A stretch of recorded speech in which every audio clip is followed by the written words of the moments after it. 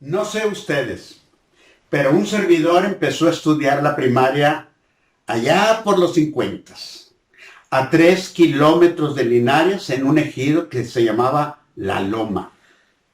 Y lo que más nos gustaba a los de primer año era la tarde del viernes. Deseábamos que llegara. La añorábamos porque era cuando la maestra cerraba la semana contándonos un cuento, el cual empezaba con las clásicas palabras, había una vez. Y ahí estábamos todos, esperando a ver de qué nos iba a hablar la maestra, cuál era el cuento que nos iba a narrar en esa tarde. Todos estábamos ávidos y con mucha atención. Fue a través de ella que escuché por primera ocasión la anécdota de la tortuga que le ganó la carrera a la liebre. ¿La recuerdan? ¿Sí la recuerdan? Pues les tengo más noticias al respecto. ¿Qué creen? Resulta que de acuerdo a la nueva versión, la historia no termina allí, sino que la liebre analizó lo sucedido, identificó cuál fue su error y retó a su lenta rival a una nueva carrera que, por supuesto, ganó de calle. Pero espérenme tantito. Tampoco aquí termina la historia, porque ahora la que no quedó contenta fue la tortuga, quien ni tarda ni perezosa trazó una nueva ruta para otra carrera. Y fue y le pidió la revancha a su agilísima rival. La liebre aceptó el desafío sin poner siquiera el más mínimo interés por conocer la ruta. E iba ganando sumamente fácil, siguiendo las flechas que indicaban la dirección a seguir. Hasta que llegó a la orilla del río, desde donde podía ver allá en la otra ribera la meta a la que debería llegar. Pero como no sabía nadar, tuvo que detenerse ahí, solo para ver a la tortuga que, nadando, llegaba al otro lado y ganaba la carrera. ¿Pero qué creen? Tampoco ahí termina la historia, Pues con el tiempo, la liebre y la tortuga trabaron buena amistad y formaron un equipo que luego participó y ganó en competencias similares. La liebre cargaba a la tortuga en el tramo de tierra y la tortuga hacía lo mismo con la liebre en el tramo de río. Moralejas. De la primera carrera, nunca subestime al enemigo. De la segunda, aprenda a reconocer y corregir errores. De la tercera, para triunfar, a veces hay que cambiar las circunstancias. Hermanos, los autores de historietas y anécdotas tienen la ventaja de poder realizar modificaciones a lo que escriben, aprovechando que su contenido es puro cuento. No así el de la Biblia, el cual es real e inspirado por Dios, lleno de promesas verdaderas y además útil para enseñar, redarguir, corregir e instruir en justicia. Es el libro santo, el único libro cuyo contenido total gira alrededor de la salvación del hombre. Y a eso vino Jesús, a buscar y a salvar lo que se había perdido y a destruir por medio de la muerte al que tenía el imperio de la muerte, al padre de la mentira, al tentador, al encargado de hacer caer al hombre en pecado a través de la tentación. A ese personaje que usted y yo debemos rechazar para que huya de nosotros, al diablo. Y lo hizo, lo venció de tal manera que el enemigo no buscó errores ni tuvo más oportunidades. Nada de que por haber ganado primero Jesús, luego ganaría el diablo, luego Jesús y así sucesivamente. No, no, no, nada de eso. Tampoco estuvo tentado Jesús, ni pasó por su mente tan siquiera la idea de llegar a formar equipo con el diablo. Jamás. Ahora, eso de cambiar las circunstancias sí puede aportar cierta ayuda para vencer tentaciones, pero no resuelve el problema en su totalidad. ¿Por qué?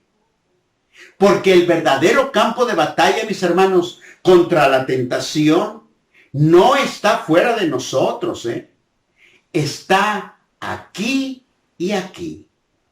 Entonces, además de cambiar las circunstancias, lo que debemos permitir es que Cristo cambie nuestra vida, que Él viva en nuestro corazón para que nuestra mente procese decisiones correctas. Vaya, que podamos decir como Pablo, ya no vivo yo, mas vive Cristo en mí. La única coincidencia con la anécdota que les acabo de narrar es que aquí también hay una carrera, la de la salvación. Una carrera que el autor de los Hebreos le recomienda a usted correrla con paciencia y poniendo los ojos en Jesús, el autor y consumador de la fe. Si usted participa o desea participar en esta carrera, al ir con los demás en la pista, deberá estar alerta en todo momento, pues dos personajes le estarán hablando constantemente. Uno tentándole, ofreciéndole placeres y diversión con el único propósito de que usted abandone la carrera. Cuidado, no lo subestime. El otro, el que viste sandalias y una túnica, dice que él es el camino y lo invita a que lo siga. Es entonces cuando Dios, haciendo acto de presencia, le hace a usted la misma recomendación que le hizo a Pedro. A él oíd. A él oíd. A Jesús. Hermano, escúchelo a él. Porque Jesús es el Hijo amado de Dios en el cual tiene complacencia. Oremos. Señor y Padre nuestro que estás en los cielos, en la tierra, en todo lugar. Señor, alabamos y bendecimos tu nombre. Y te damos las gracias, Señor, por todo lo que tú has hecho para con nosotros.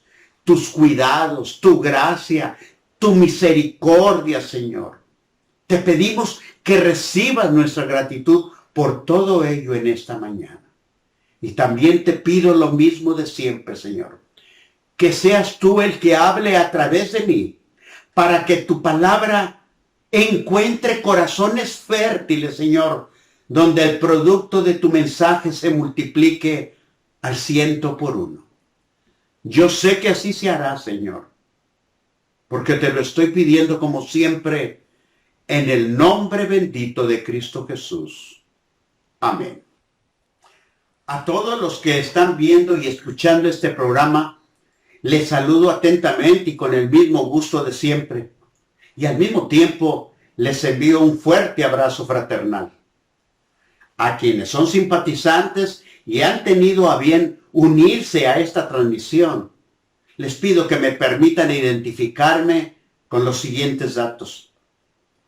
Mi nombre es Guillermo Huerta Guerra y soy miembro de la Primera Iglesia Bautista de Monterrey, de esa cuyo templo está localizado en el cruce de las calles de Aramberri y Guerrero, allí frente al Mercado Juárez.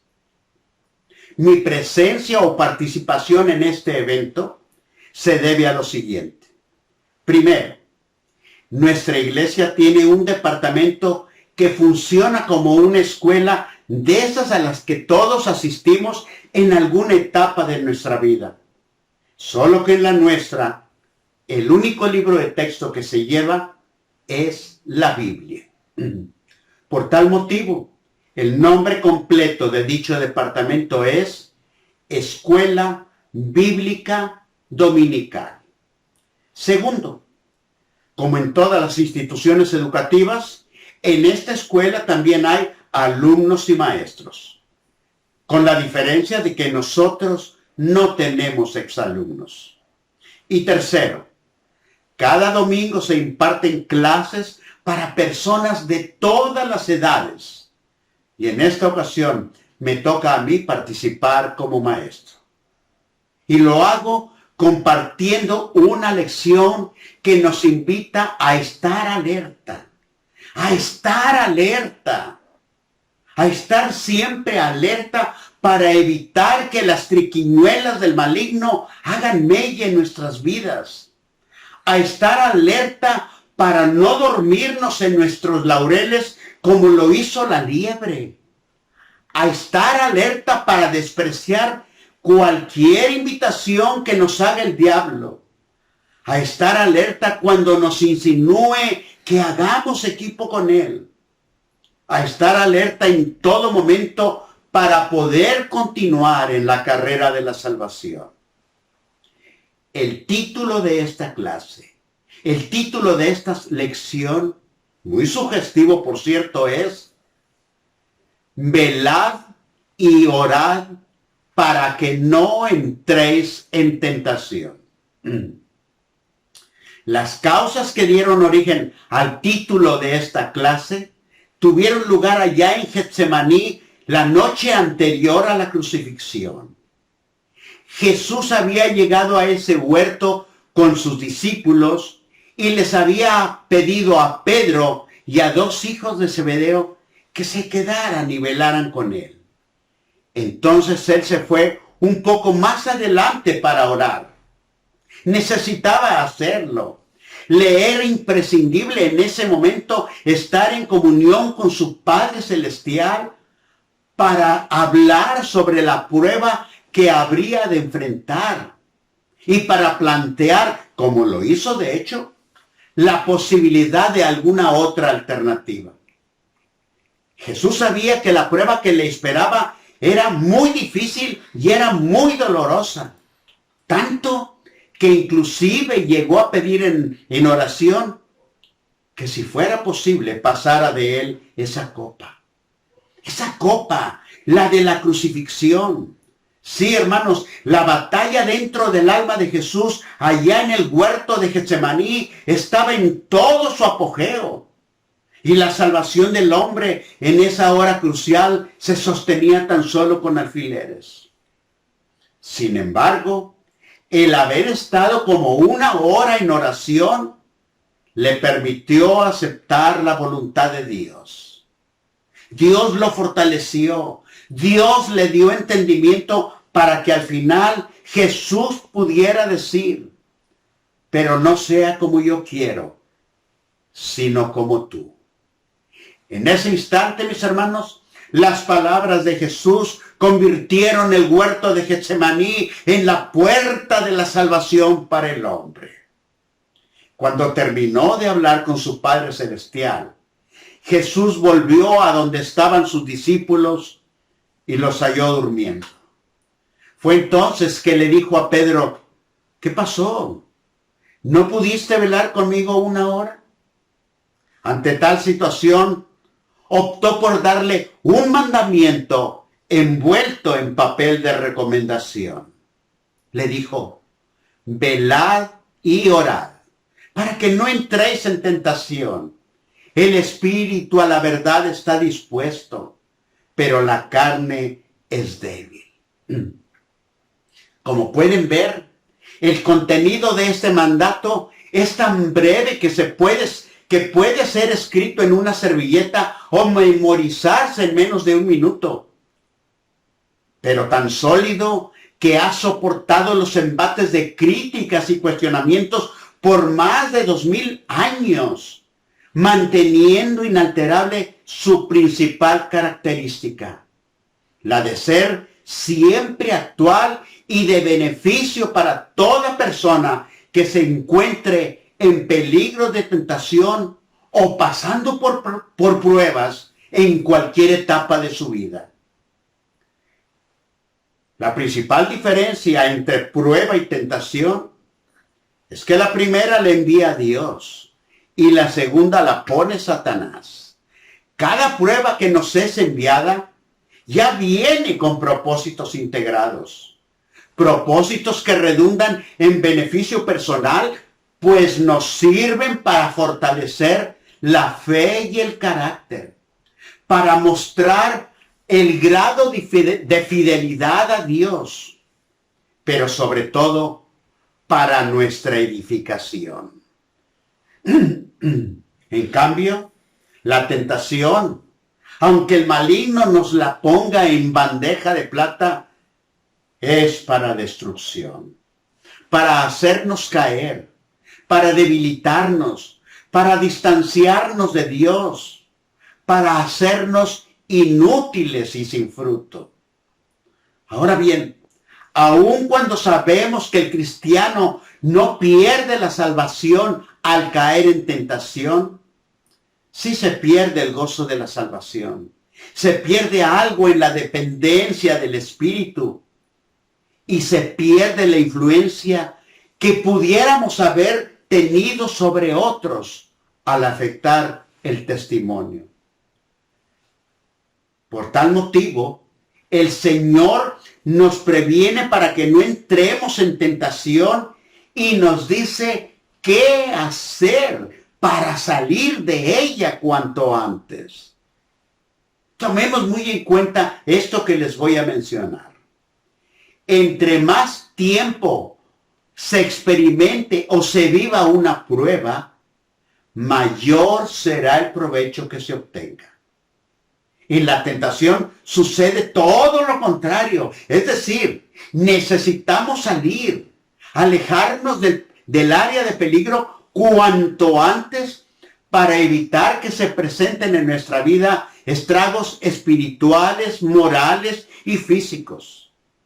A lo largo de las Sagradas Escrituras, desde el principio hasta el fin, hay pasajes que literalmente o entre líneas nos exhortan a alejarnos de lugares donde la tentación y el pecado han sentado sus laureles. E inclusive allá en el último libro de la Biblia, en Apocalipsis 18:4 dice: oí otra voz del cielo que decía: salid de ella, pueblo mío, para que no seáis partícipes de sus pecados, ni recibáis parte de sus plagas. Era la voz de Dios diciéndole a su pueblo que saliera de Babilonia, ciudad que se había convertido en una de perdición por completo. Salid de ella, decía el Señor en aquel tiempo. Salid de ahí, nos dice a usted y a mí ahora. Salid de esos lugares donde las invitadas de honor son las tentaciones que el mundo ofrece. Pero en el mensaje, el pasaje que marca el título de la lección de hoy, Jesús menciona las dos armas que necesitamos para salir avante de toda tentación. Velad y orad.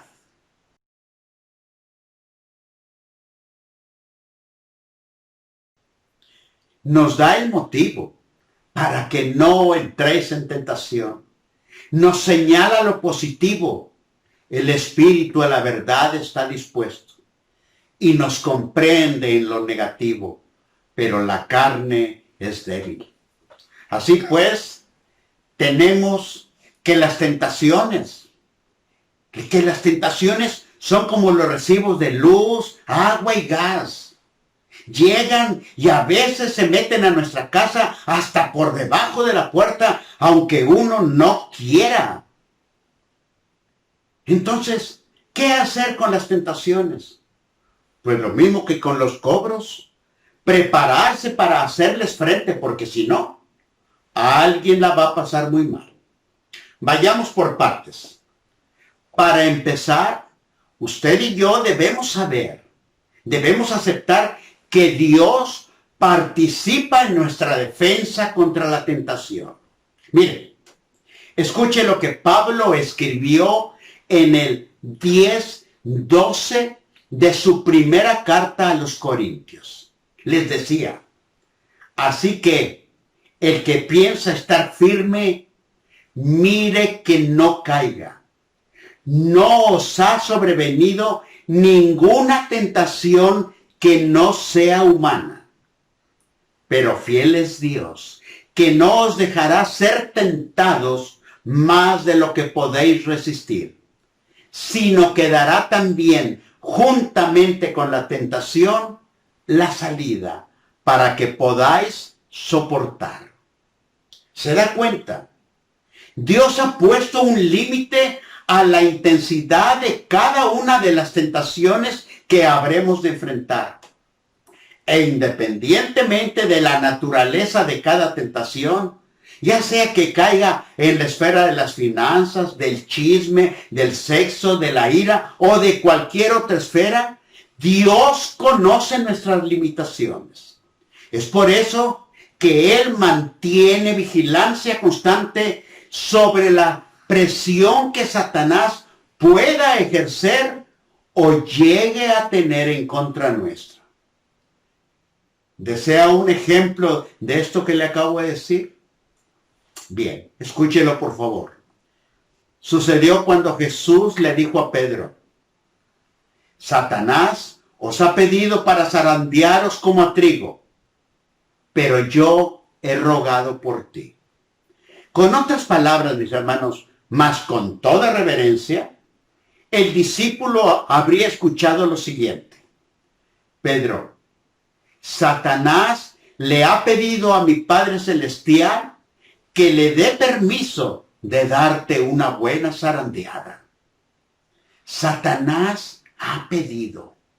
Se fija, un aspecto importante de este ejemplo es que el maligno, Satanás, el diablo, tiene que pedir permiso para tentar a Pedro, como lo hizo con Job en medio de sus riquezas y como lo puede hacer con usted, conmigo o con cualquier otra persona en la situación que nos encontremos. Dicho de otra manera, no estamos a merced del diablo. Satanás, como todas las criaturas, está bajo la autoridad de Dios. Por lo tanto, usted y yo debemos aceptar por fe que nunca seremos tentados más de lo que podemos resistir. Que Dios no es alguien que nos observa de lejos, allá a la distancia. No, no. Él está cerca de nosotros y participa en nuestra lucha contra la tentación porque Dios es fiel. Que independientemente de la forma que respondemos, Él permanece fiel. Y que tanto en nuestras victorias como en nuestras derrotas, tengamos la seguridad que Él continúa vigilando al enemigo.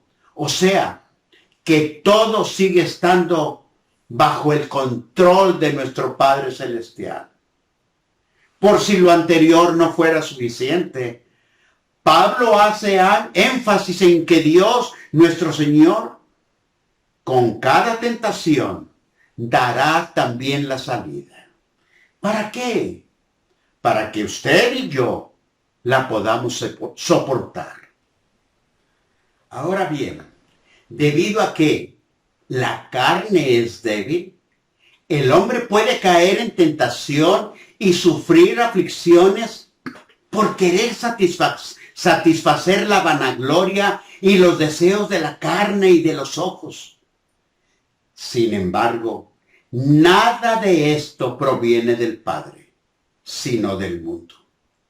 Por eso Jesús, para que tengamos paz en Él, nos dice, en el mundo tendréis aflicciones, pero confiad. Yo he vencido al mundo. Confiad, confiad. ¿En quién? En Jesús. Ahorita que estoy pronunciando esas palabras, viene a mi mente y ojalá llegue hasta sus corazones la hermosa letra de aquel himno que decía, o que dice, mejor dicho, obedecer y confiar en Jesús es la regla marcada para andar en la luz. Confiar en Jesús, hágalo, confíe en Él, porque la tentación está ahí en su casa tocando constantemente el timbre. Pero también está Jesús ahí por fuera diciendo, he aquí, yo estoy a la puerta y llamo. Si usted le abre la puerta de su corazón a Jesús y permite que Él entre a su vida, el timbre se va a desconectar automáticamente. De todos modos, evitemos cualquier situación que nos atraiga a entrar en tentación. Hermanos, Satanás no puede leer nuestra mente ni mirar dentro de nuestros corazones. Pero las cosas que hacemos, las cosas malas que realizamos, nos denuncian. De manera que Satanás nos tentará en eso mismo en múltiples ocasiones. En cambio, resistirlo lo alejará. Si usted rechaza el cigarro, la bebida alcohólica, la violencia, etc., pasado cierto tiempo, el enemigo no insistirá en ello. Por eso Santiago en el 4:7 de su carta dice, someteos pues a Dios, resistid al diablo y huirá de vosotros. Sometiéndonos a Dios es la manera en que podemos resistir al diablo para que se aleje de nosotros. A los jóvenes, la palabra de Dios también les hace una invitación a huir de las pasiones clásicas de su edad. Literalmente, jóvenes, la Biblia, la palabra de Dios, les dice lo siguiente. Huye de las pasiones juveniles y sigue la justicia, la fe, el amor y la paz con los que de corazón limpio invocan al Señor. Eso se lo decía Pablo al joven Timoteo en la segunda carta que le envió en el 2:22 de ese escrito. Miren, en 1968, su servidor vivía en el tercer piso de uno de los edificios de los condominios Constitución. Esos que están ahí por la avenida del mismo nombre, donde cruza con la calle Félix U. Gómez. Nuestro departamento tenía un balconcito en la parte de atrás como de 1 metro cuadrado, algo así. Y mamá lo había mandado cerrar poniéndole ventanas de fibra de vidrio. Pero una noche que yo regresaba a casa, al entrar, no sé qué me dio por voltear hacia ese lugar y vi a un hombre que acurrucado trataba de conciliar el sueño en tan corto espacio. Y por supuesto, me molesté y le pregunté a mamá que quién era. Y me dijo muy a su manera, anda, cállate, porque se despierta. Es un buen hombre que acaba de hacer profesión de fe en la iglesia. Y yo volví a la pregunta, pero ¿lo conoces? ¿O quién te lo recomendó? ¿O por qué vino a dar a la casa? Y decía mamá, no, yo lo invité porque no tiene dónde quedarse. Acaba de salir de la prisión de Kansas City, Guillermo. Y yo, de la prisión, Dios mío. Guillermo, y ayer lo deportaron a Laredo y hoy al mediodía llegó a Monterrey. Tiene sus brazos llenos de marcas donde se inyectaba la droga. ¿Se imaginan? Donde se inyectaba la droga. Y todavía me decía mamá, y hoy en la tarde estaba en el Mercado Juárez cuando vio la manta anunciando la campaña de evangelismo del hermano Alfonso Víctor Muñoz. Y como el único libro que le habían dejado leer en la prisión había sido la Biblia, relacionó, vio y en la noche entró al templo. Y ahí estaba en la casa durmiendo ahora. Días después, un hermano de la iglesia le consiguió trabajo. Él fue el primer velador del Parque España. Y tiempo después se fue al seminario de Torreón y desde allá, conociendo algo de mi vida, en cada carta que me enviaba, como a otros jóvenes, me ponía al final ese versículo. Y me decía, Memito, huye de las pasiones juveniles y sigue la senda de la justicia, la fe y el amor con los que de corazón limpio invocan el nombre del Señor. Él había caído en esa tentación y ahora nos alertaba para que no nos fuera a pasar lo mismo que a él. Su nombre, Juan Luna, más que un exconvicto de la prisión de Kansas City, fue un exconvicto del tentador al que Dios le envió la mejor salida, la de predicar su palabra en una iglesia del Valle de Texas, hasta este año en que fue llamado a su presencia. ¿Quién sabe cuántos vinieron a los pies del Señor por el testimonio de este hermano, que no confió ni en carros ni en caballos, sino que del nombre de Jehová nuestro Dios tuvo memoria? Hermanos, de hecho, las posibilidades de entrar en tentación aumentan considerablemente al andar en la carne. Allá en Santiago 1:14 se nos dice que cada uno es tentado cuando de su propia concupiscencia es atraído y seducido. Es decir, cada uno es tentado cuando es atraído y seducido por deseos que no son gratos a Dios. El cine, la televisión, las amistades mundanas, las reuniones sociales del mundo, tales como bailes, borracheras, espectáculos impropios, literatura pornográfica y otras actividades que, al no ser espirituales, son de las que nos exponen a la carne y a sus deseos. Así que recordemos, velar y orar son y forman el camino para vencer la tentación. Velar significa literalmente estar alerta, que nos cuidemos del enemigo, de cualquier peligro y de cualquier situación que amenace nuestra seguridad. Velar no es necesariamente dejar de dormir por las noches, sino que al detectar cualquier situación de peligro, tomemos todas las precauciones posibles para evitar sufrir daños nosotros y con quienes convivimos. Dice un proverbio, el avisado ve el mal y se esconde, mas los simples pasan y reciben el daño. Es decir, los que le hacen caso al aviso, al anuncio, se preparan, se atrincheran para protegerse. Mas los que no hacen caso al aviso, reciben el daño. Este consejo ustedes lo pueden leer y volver a leer en Proverbios 22:3.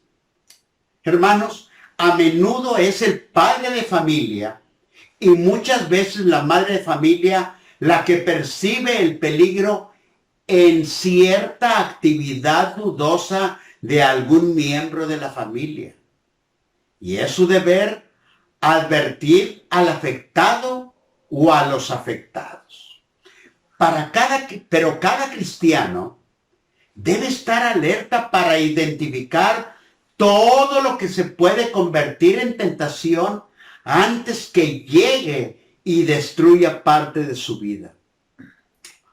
Por ejemplo, los tornados y huracanes son meteoros naturales sumamente peligrosos, lo sabemos.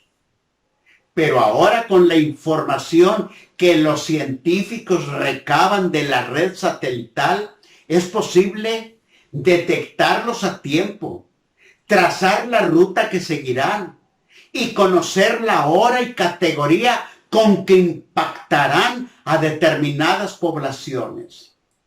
Todo esto permite a las autoridades correspondientes el poder alertar a los habitantes que sufrirán el impacto ocasionado por el poderío de esos fenómenos naturales.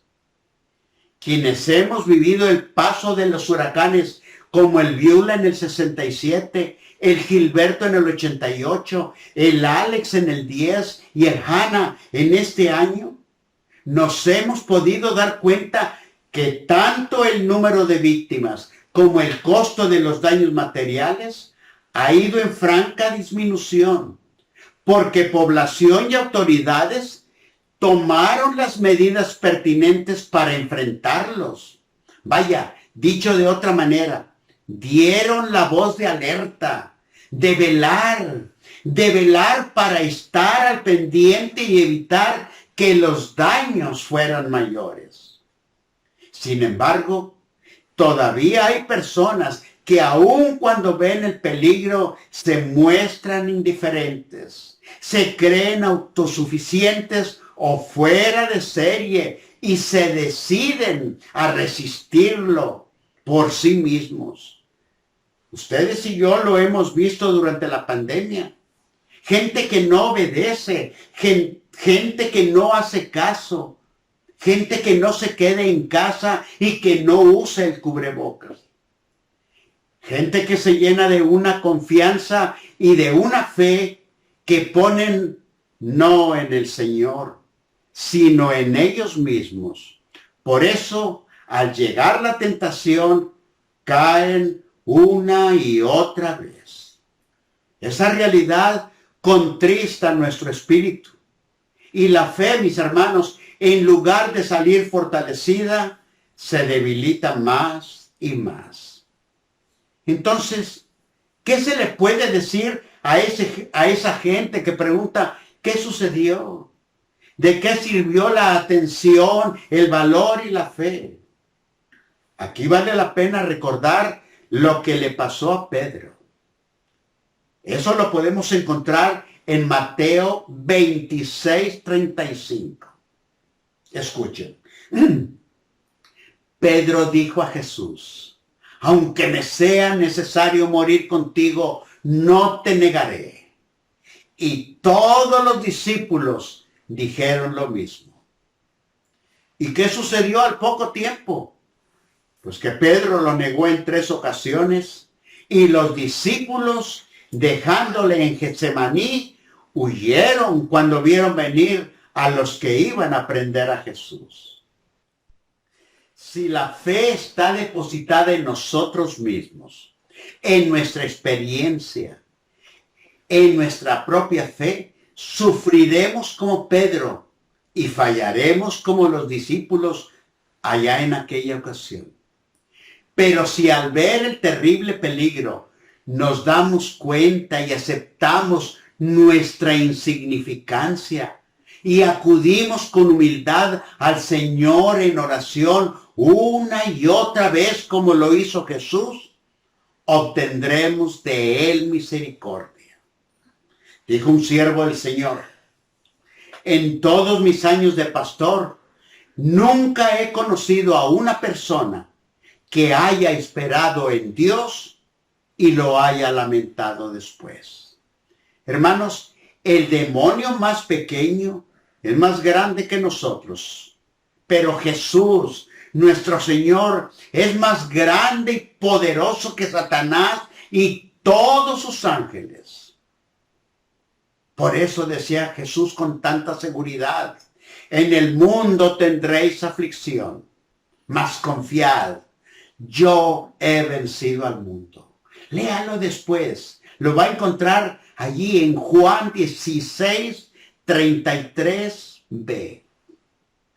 El entrar y caer en tentación, mis hermanos, se debe pues a que andamos según la carne, a que alimentamos más la carne que el espíritu, cuando lo que debemos de hacer es vestirnos del Señor Jesucristo y no proveer para los deseos de la carne, como les decía Pablo a los romanos en el 13:14 de su carta. También se debe a que damos lugar al diablo cuando caemos una vez. Y Pablo se lo decía a los efesios una y otra vez, no deis lugar al diablo. Eso lo encuentra en el 4:27 de la carta que Pablo envió a los efesios. También caemos en tentación, se debe a que no sabemos reconocer lo que puede llegar a ser una tentación. O a que aún reconociéndola, no queremos alejarnos de ella. También a que confiamos en nuestra propia firmeza. Por eso las Sagradas Escrituras nos dicen, fíate de Jehová de todo tu corazón y no te apoyes en tu propia prudencia. Proverbios 3:5. Otro, a que nos acostumbramos a confiar en nuestro conocimiento y experiencia. Y uno último, a que tenemos fe en nosotros y no en el Señor. Hermanos, entre los compromisos que podemos hacer para vencer tentaciones, podemos nombrar los siguientes. 1. Identificaré lugares que ofrecen tentaciones y los evitaré. 2.